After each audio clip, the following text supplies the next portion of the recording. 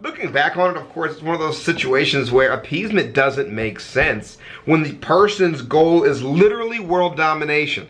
It's like going through Civ 5, dude, in like creating a treaty with somebody, you know, close borders, and you own it. It doesn't make any fucking sense, dude. It doesn't make any sense. Letting the past determine too much of your future or your present time. And that's where the differences in like a democracy and like a more like a dictatorship situation differ, because democracy is purposely slow. So you have an old regime in, or people in office who are reacting to the time that they were elected, but by the time they're elected, those thoughts and ideas can be well outdated.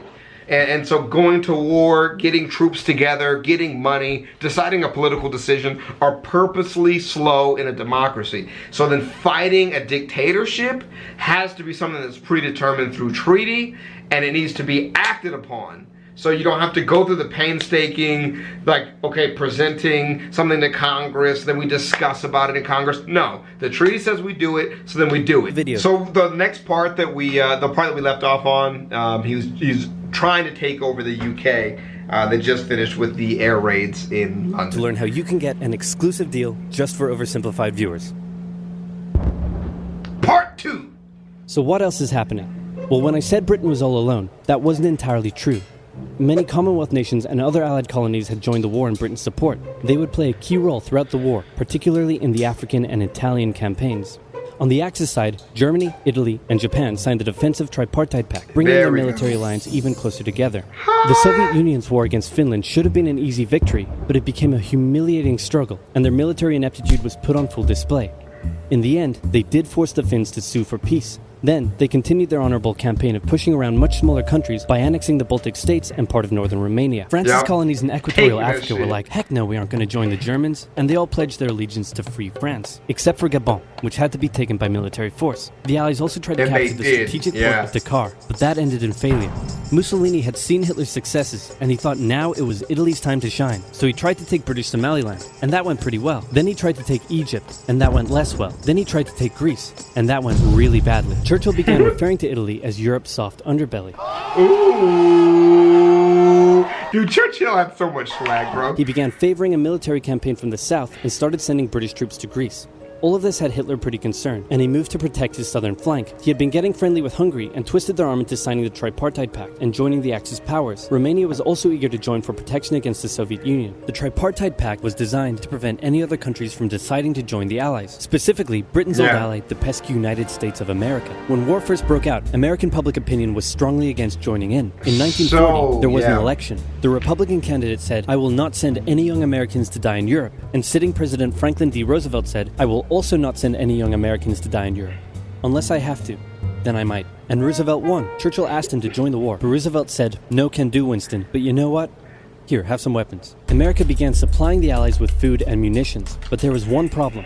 German U-boats were sinking thousands of Allied supply ships in the Atlantic, including American ones. If the Germans could sever Britain's supply line, the UK would starve. Throughout the war, the Allies had to come up with better technology to fight the U-boats. Improved radar, aircraft with longer range, better weaponry and convoy tactics. At one point, a man even called a meeting and said, "Pykrete, you take some wood, you take some ice, you put them together, you get pykrete." And then he pulled out a gun and shot some wood and it shattered. And then he shot some pykrete and the bullet ricocheted off it and hit someone else in the conference room. Then they tried to make a pykrete aircraft carrier, but that idea was scrapped because that's a really dumb idea. In the end, Alan Turing and his team of codebreakers cracked Germany's Enigma code, and the U-boats gradually became less and less of a threat. Back in Africa, Britain U-boats, submarines, decided to push Italy out of Egypt. Hey, that was pretty easy, so they kept going. Hitler realized he was going to have to finally step in and do something. He went to Bulgaria and Yugoslavia and said, "Hey, I'm going to move troops through you to get to Greece, so either join us or, you know, be invaded." Bulgaria opted to join them. Yugoslavia opted to be invaded. Then Greece finally fell to the joint German-Italian invasion. The British had moved troops from North Africa to fight in Greece, which helped Rommel and his tank divisions push the British back to Egypt. And they could have kept going, but a small, mostly Australian force held out under siege for 8 months in Tobruk, denying the Germans a strategic port city and disrupting their supply line. Despite shouts out to Australia, Lavorg, I don't know if you're out there, but dude, your people do great having some success in the Middle East, the British didn't seem like any real threat for now. Hey, Soviet Union, look out. With 3 million troops, Hitler launched the largest ground invasion in history, and Stalin was far from ready. Both Churchill and Roosevelt had warned him of an impending attack, but he dug his head in the sand and the Soviets didn't stand a chance. Germany made staggering progress, with huge encircling movements capturing mind-boggling numbers of Russian troops. 250,000 at Bialystok, Minsk, 300,000 at Smolensk, nearly 700,000 at Kiev, and again at Vyazma and Bryansk. Leningrad was put under a siege that would last an insufferable 4 years. The invasion of Russia had been Hitler's main ideological goal from the beginning, and his hatred for the ethnic peoples there was now unleashed in all its fury. The Eastern Front of the Second World War that was a very good line. Jesus Lord. Was brutal for all that endured it. Yeah. The Germans were now inside of Moscow, and that's it. It's all over. But then it happened. It got cold. Winter! Hello?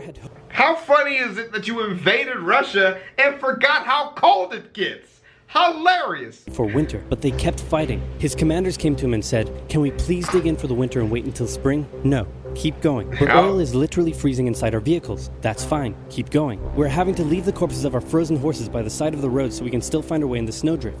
"Perfectly normal, keep going." Hitler hadn't given his millions of men winter clothing and supplies because he thought he really should have won by now. Then, Stalin called in troops from the Siberian front, specially trained to fight in the extreme cold, and the Germans were no match. They were now being pushed back. They had no choice but to dig in and wait for winter to end. And in that Germany's victories were staggering, and Japan was eager not to miss the victory bus. Their war in China had come to a standstill, but they wanted to keep expanding their sphere of influence and getting those sweet, sweet raw materials. They began making plans to expand southward, but there was a problem. Southeast Asia was heavily colonized by America and Great Britain. It was also full of ocean. Ocean meant naval combat, and there was no way the Japanese Navy could stand up to the US and the UK. So they thought, wouldn't it be nice if we could destroy their navies before we begin our conquest?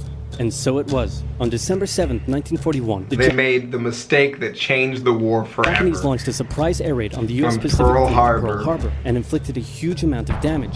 They also attacked British colonies in Southeast Asia. Roosevelt had no choice but to declare war on Japan, and so did Churchill. Hitler then declared war on America, even though he totally didn't have to. The attack on Pearl Harbor seemed like a big Japanese victory, but they didn't attack any of the naval repair yards, fuel storage tanks, or the submarine base, meaning the Pacific fleet would be up and running again pretty soon. In the meantime, though, the Japanese were able to begin their conquest. They took Guam, the Gilbert Islands, Wake Island, Hong Kong, and the Philippines. They forced Thailand to join them so they could march their troops through to Malaya. They swept through Singapore, North Borneo, the East Indies, New Guinea, the Solomons, and they were now threatening northern Australia and the borders of India. Yeah, but it's one of those things too now where at this point it feels like they've almost expanded too far, too quickly, because they have not seen the American involvement yet, which is just a major military victory had mistake. been as staggering as the Germans, and it reinforced the Japanese idea that this was a divine war which they were destined to win. But their victories had been based on speed, not power, and power would eventually catch up with them. For now, though, in all occupied nations, the people suffered. Persecution, forced labor, harsh punishments for any who spoke out against their occupiers. In Europe, the Nazis were rounding up ethnic minorities and other unwanted groups and individuals. In particular, millions of Jewish people would suffer through the terrible events of the Holocaust. Brave resistance movements rose up in defiance of their invaders, while the people held out for hope.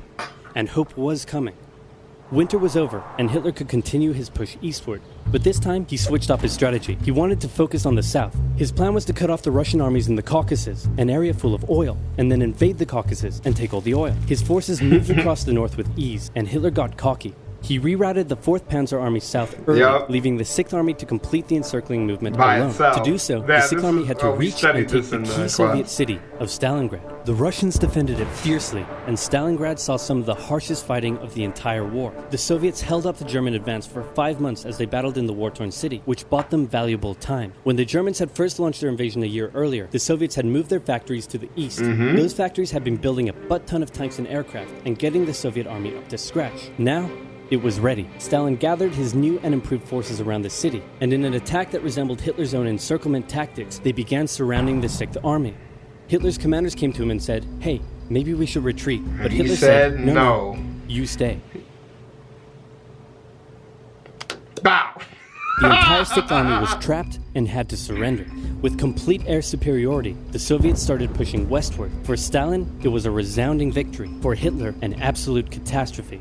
Things also weren't looking too good for Hitler elsewhere. With America now in the war, Allied bombing over German cities reached devastating levels. In Africa, the British had pushed Rommel back again, then they were pushed back again, and finally, after a decisive battle at El Alamein, and with American and British troops arriving in the west, the Germans and Italians were squeezed out of Africa. Japan was also already seeing its rapid success being turned around. They attempted to take the island of Midway, but the US Navy was ready for the attack, and they sank Japan's carrier. Boop. Actually, they sank a lot of them. Boop. Battle from which the Japanese Navy would never recover. British, Indian, and Chinese troops held the line in the harsh jungle terrain of Burma, and the Japanese suffered losses in the Solomon Islands and New Guinea. They began to realize they were not invincible. With the Axis out of Africa, the Allies had to decide their next move. Churchill still wanted to attack from the south, while the Americans preferred a full sea invasion in northern France. All right, said the Americans, we'll do it your way. Allied forces successfully landed in Sicily and began moving north. They also carried out bombing raids over Rome. The thing was, many of the people in Sicily had relatives living in America, and they greeted the American troops quite warmly. With the war reaching home territory, most Italians... Really interesting story about how that almost failed, and that's something we should check out soon too. It's very big. But the Allied troops captured the beaches, and the landings were a success. Then they began the movements inland. They took the port of Cherbourg and the city of Caen. The Americans moved south to capture Brittany. Then, in a massive disaster for the Germans, British and Canadian troops from the north and Americans from the south trapped the German 7th Army in a near wipeout encircling movement. In August, Allied troops landed in the south of France to little resistance. On one beach, all they found was a Frenchman handing out champagne. Paris... Is that true? You trolling was liberated, and the Germans were pushed out of France as the Allies entered Belgium.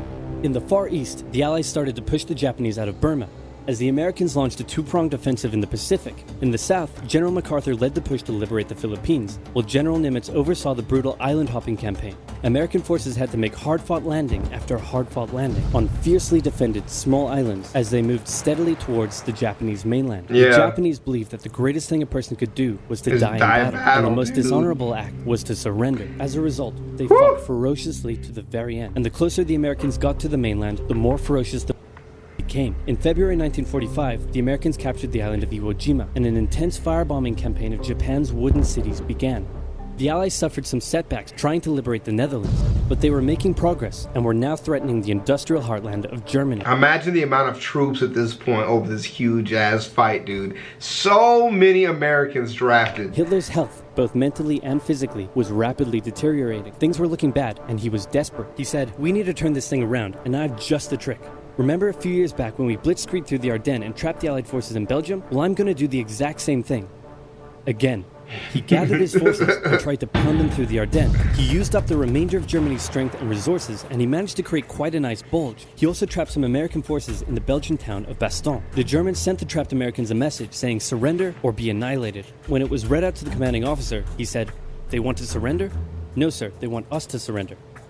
Nuts! And that's what they sent off as their official reply. General Patton's Third Army then managed to break the siege from the southwest, and the Germans were pushed back. Hitler's last-ditch attempt had failed, and what followed was a total collapse of the German forces. The Allies pushed into Germany from both sides. The Soviet Union took Warsaw and kept pushing to Berlin. In his bunker, Hitler realized all hope was lost. Berlin fell, and with it, literally Hitler's shot dreams himself. of a great German empire. Two of the Axis nations had been knocked out. One to go. The Americans began their assault on Okinawa, the last island before they would reach the Japanese mainland. How badass do you have to be to see that happen and not fucking quit? That's so badass. The desperate Japanese fought hard, launching kamikaze attacks on the US ships. The citizens of Okinawa suffered through the terrible fighting, but in 2 months, the island was captured. The Allies now had to make a choice. Either continue the devastating struggle up the Japanese mainland, or they could try to coerce the Japanese into surrendering now. In July, the first successful atomic bomb test took place in New Mexico, and the destructive weapon was ready for use. America and the UK were also seeing the Soviet Union not so much liberating as occupying its captured territories, and so they wanted to put on a show of force. On August 6th, the A-bomb fell on Hiroshima. Then, on the 9th, Nagasaki.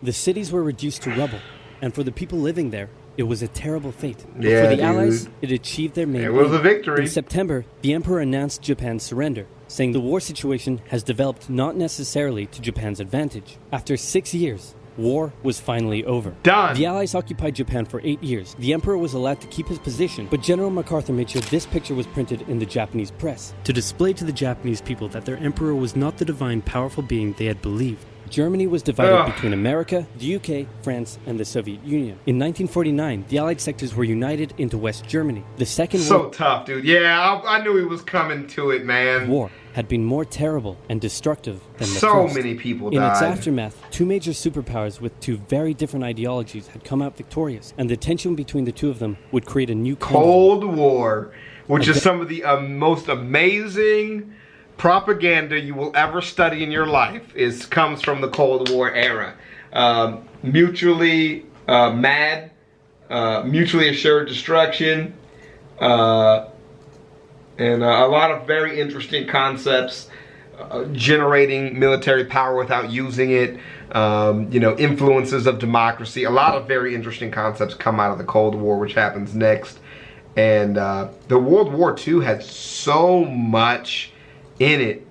And he's right. It's like, as in-depth as it is overly simplified, just showing these little wars being pushed and back and forth when there was so much that went into everything.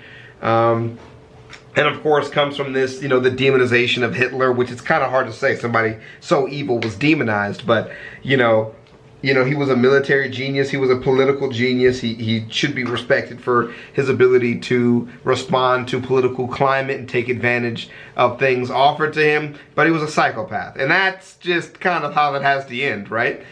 And a lot of people passed away, man. A lot of hard military decisions. And it's nice. It's nice having some historical knowledge. Crocs, Crocs, Crocs, Crocs, Crocs, Crocs, Crocs, Crocs, Crocs, Crocs, Crocs, Crocs, Crocs, Crocs. I'm rocking Crocs. I'm rocking Crocs. I'm rocking Crocs. Wearing Crocs, boy. I'm rocking Crocs. I'm rocking Crocs. I'm rocking Crocs. Wearing Crocs, boy. My Crocs are gold. My pops is old. My Crocs got soul. My Crocs are bold. I go to church wearing Crocs. I'm always turned wearing Crocs. My Crocs are great. Your Crocs are lame. With my Crocs, I can cross a lake. Crocs, Crocs, Crocs, Crocs, Crocs, Crocs, Crocs, Crocs, Crocs, Crocs, Crocs.